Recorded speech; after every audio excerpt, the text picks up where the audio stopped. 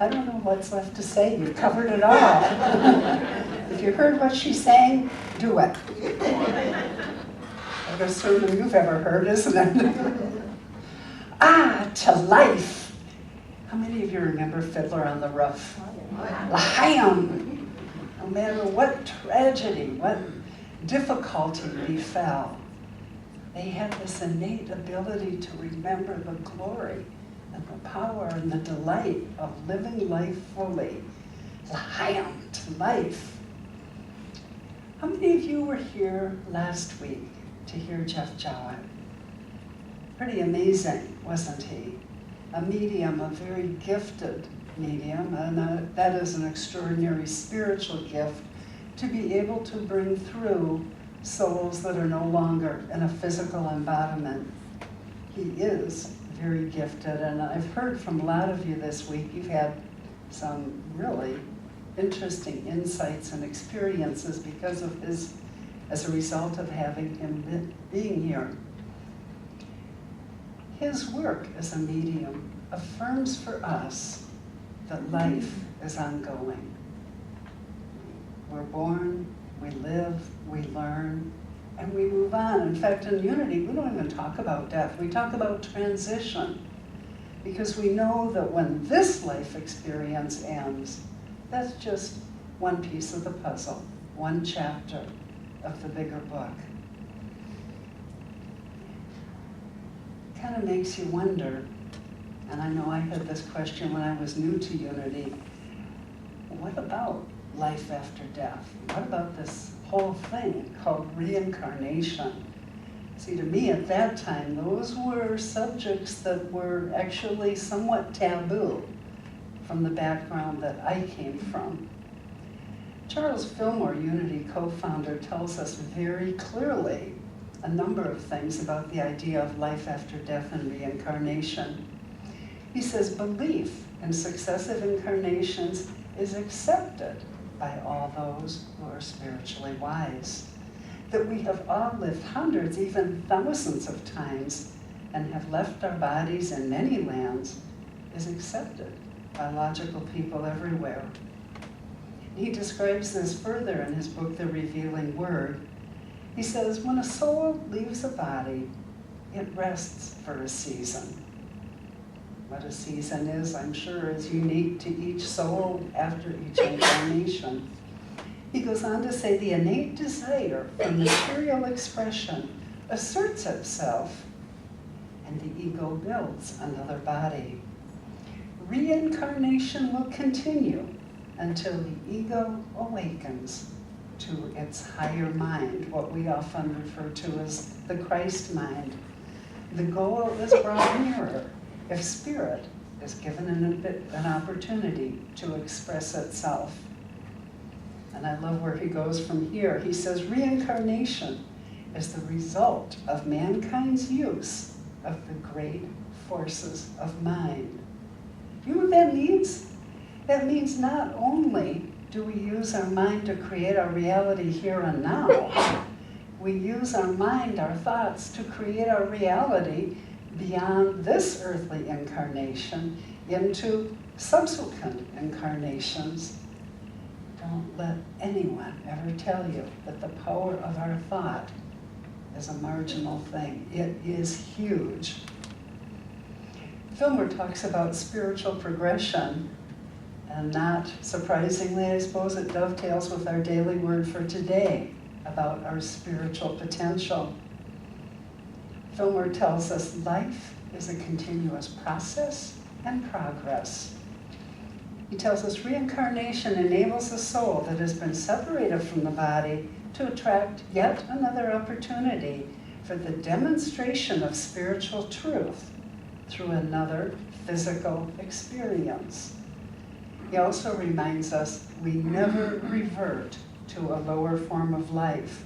That spiritual progression, that spiritual progress is always a rising process. You don't take steps back, you just keep moving onward and upward in your consciousness and in your spiritual progression.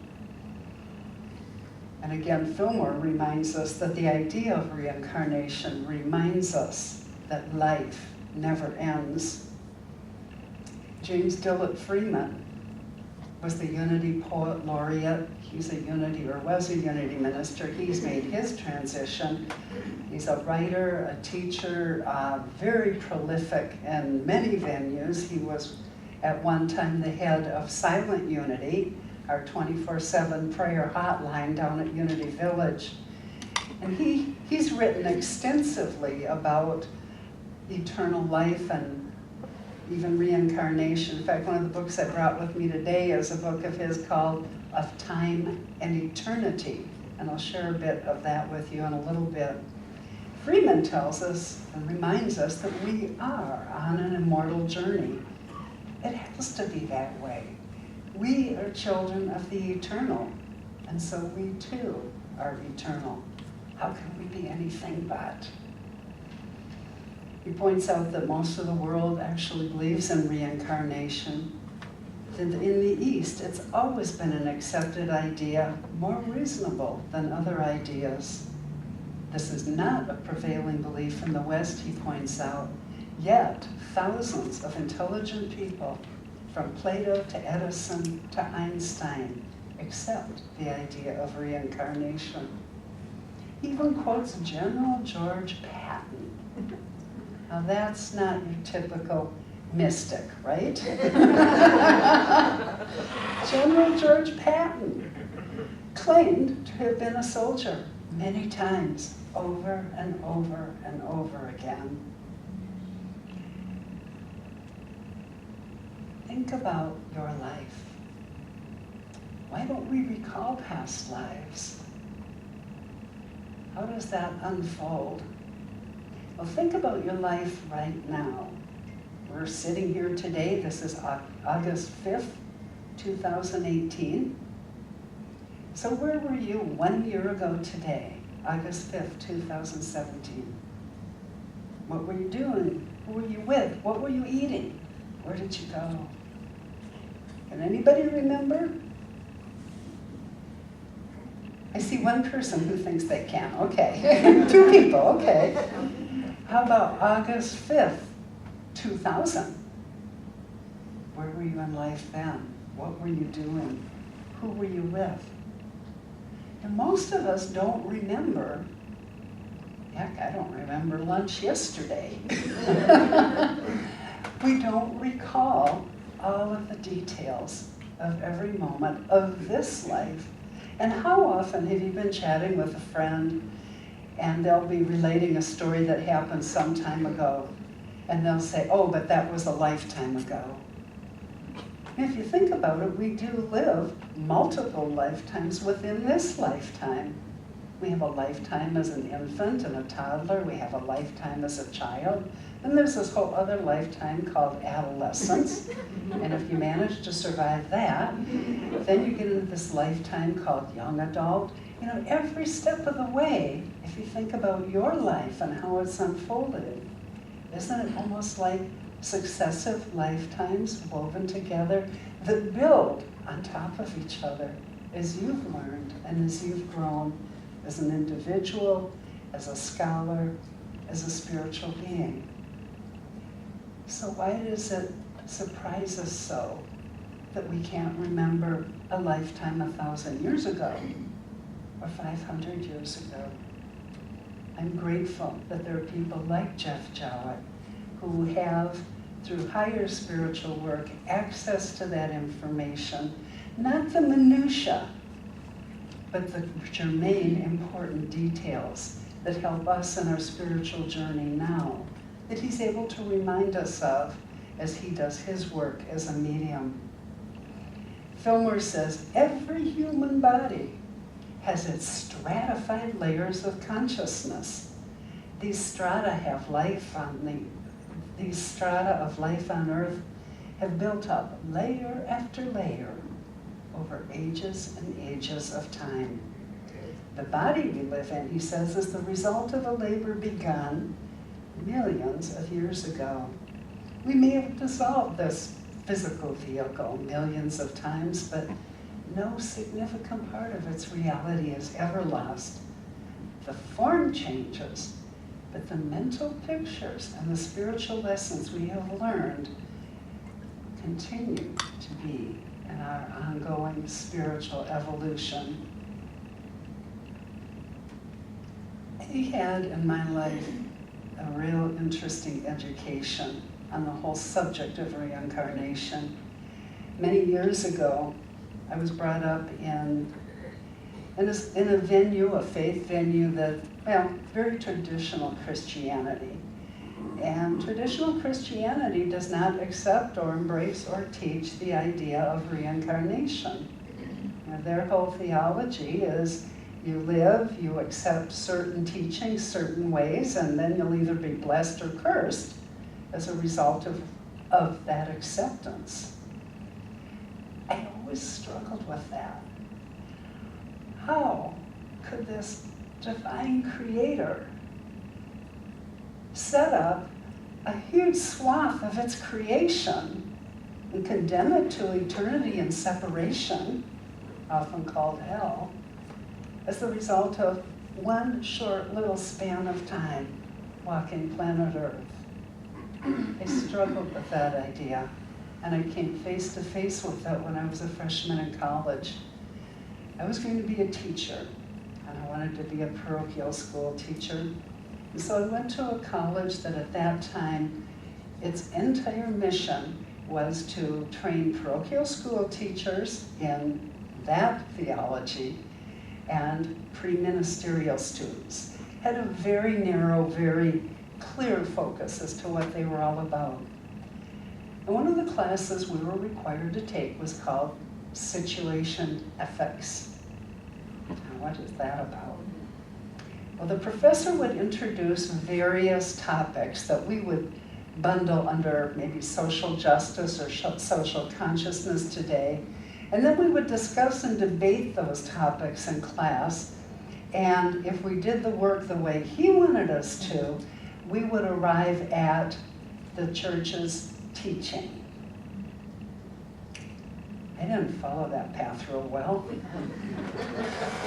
We talked about things like divorce and abortion and gender equality and anything and everything you can imagine. And in almost every case, that church school had this position, and I was kind of over here. We had to write a paper for that class. And I thought, okay, I need to really turn in something good if I want to get the credits I've paid for. And I decided I was going to write a paper on something that I thought to be true, that reincarnation was not biblically acceptable. And that's what I've been taught my whole life. It must be true, right? And at that point in my life, it was not one of those topics I delved into. So I went to the library in this institution of purported higher learning. Remember, all they did was educate parochial school teachers and ministers. And as I started to do my research to try and document why reincarnation was not biblically acceptable, I was shocked to discover in that very church school's library volumes of information that said exactly the opposite of what I thought my paper was about. What on earth happened in this whole development, this whole evolution of Western thinking? Well, it all goes back to some degree to Emperor Constantine. Remember Emperor Constantine? He's the one that decided that this new religion called Christianity was going to be the state religion. And remember, back in those days, separation of church and state was unheard of. Well, there were some issues going on because different teachers of this new Christian church had different theologies. And there were literally fights in the street. There was literally bloodshed occurring in various parts of Constantine's kingdom as people argued theology. What was it really about? What did this Yeshua really teach? What really happened? And so he called together a group of bishops, some 189 bishops, in 325 AD, and they met in the Turkish village of Nicaea. And they discussed and debated various theological points, and at the conclusion of their discussion, they would vote.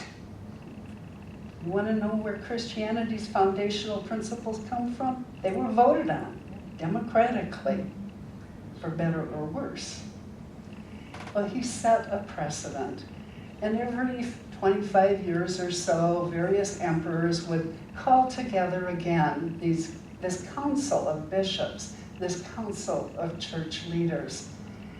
Interestingly, the subject of reincarnation as a theological debate was never brought up until, where is it here? 451 AD. It was so fundamental in the minds of the people and in the teaching of the people that it was never discussed. In other words, they accepted reincarnation implicitly because that's what they'd always known. Well, something changed about 75 years later, and that change was the result of Emperor Justinian, emperor of the Eastern Roman Empire. He figured out that if people thought they only lived once and only had one chance in all of eternity to kowtow to what the emperor wanted them to do, he could manage them and control them and make them insignificant and cooperative.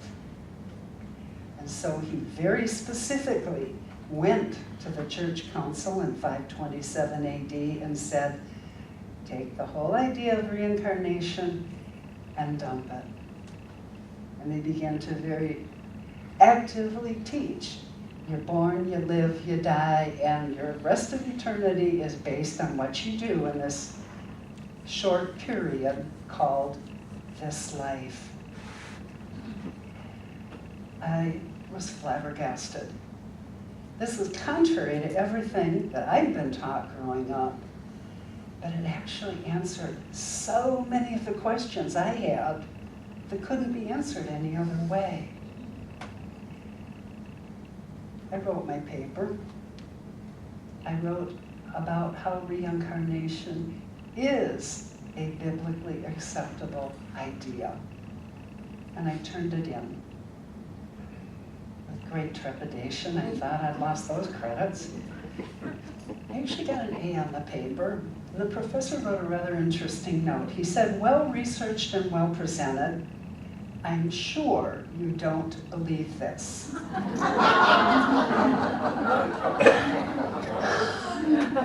Oh my gosh. Well, I waited till after the grades were posted. I wasn't taking any chances. And I went to him, and I showed him his note, and I said, I don't understand this. The church that I have grown up in, the church that I have followed to the best of my ability, is teaching a lie that denies the continuity of life, that denies the evolution of the soul. Why? Why? And he looked at me and he said, but are the people ready to hear it? And I looked at him and I said, I am the people. And I am more than ready to hear truth. Needless to say, that was my last semester at that institution. But it was a real eye-opener. And it helped me understand why, while most of the rest of the world accepts and embraces and understands and works with reincarnation, why those of us with ancestry in Western Europe and the traditional Christian church, in many cases, have been taught something quite different.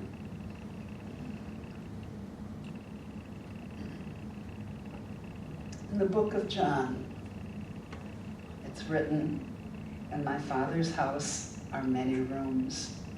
If it were not so, I would not have told you, I'm going to prepare a place for you. Just one of the many affirmations of ongoing life in different times, different places, different venues other than this earthly venue, and subsequent venues, including this earthly venue. It's there in Scripture, it's there in consciousness.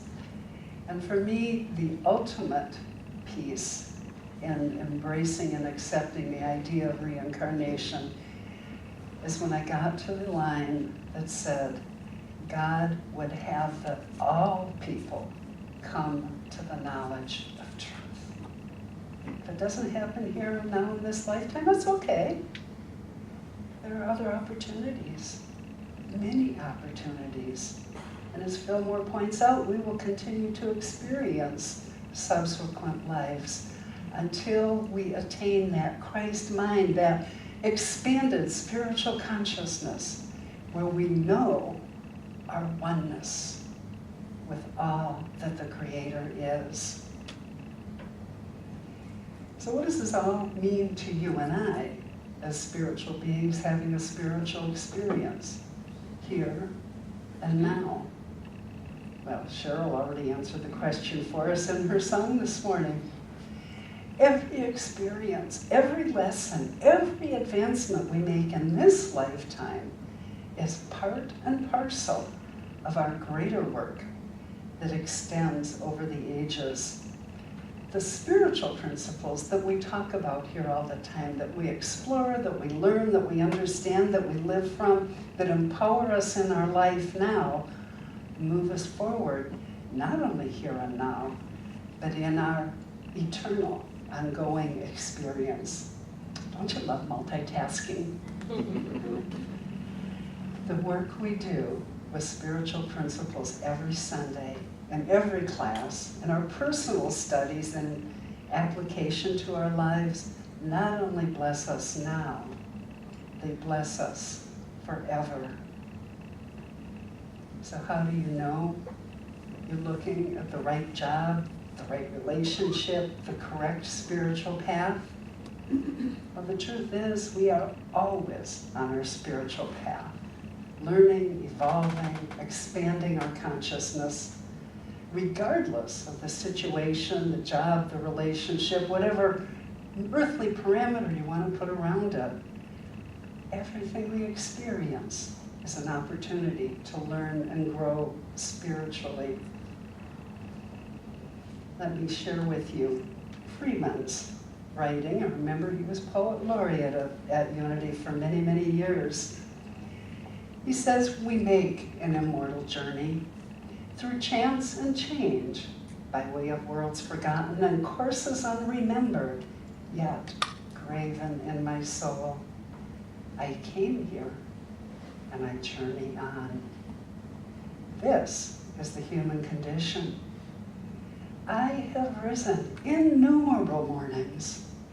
I have slept through innumerable nights. I have journeyed innumerable journeys. I have lived in familiar and unfamiliar worlds. I have had brave and beautiful companions, lovely friends. I shall have them yet again. I have been weak and strong, wise and unwise. I have come on much curious knowledge, some remember, some forgotten. I have done many deeds, some worthy, some unworthy. What I'm undertaking, I'm not sure, but somehow I'm sure it's an enterprise worthy of my effort. Where exactly I'm going, I'm not sure, but I'm sure it is a destination worthy of my soul. Here I am at this place on this day. Tonight I shall lie down once more to sleep. Tomorrow I shall rise again and journey on. The Chaim to life. Life is eternal. We have all the time we need, all the incarnations we need to remember our oneness with the ineffable Creator. Life is a gift filled with opportunities to evolve and grow into our very best selves, our Christ self. with spiritual wisdom and insight, we can resolve to experience this life here and now with gratitude. Spend this day and every day in celebration, gratefully enjoying the blessings in every moment. We can choose happiness and allow feelings of joy and delight in life to permeate every cell of our being. Even if life isn't going exactly the way we'd like it to, simply being is enough reason to live life to the fullest. Embrace and enjoy this epic, eternal journey.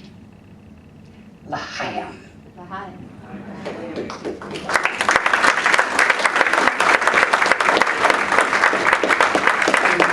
Our affirmation. Do we have that, Tim? Yep. There we go. I embrace, enjoy, and savor life in all its iterations. Thank you, sweet spirit, for the gift of life. And so it is.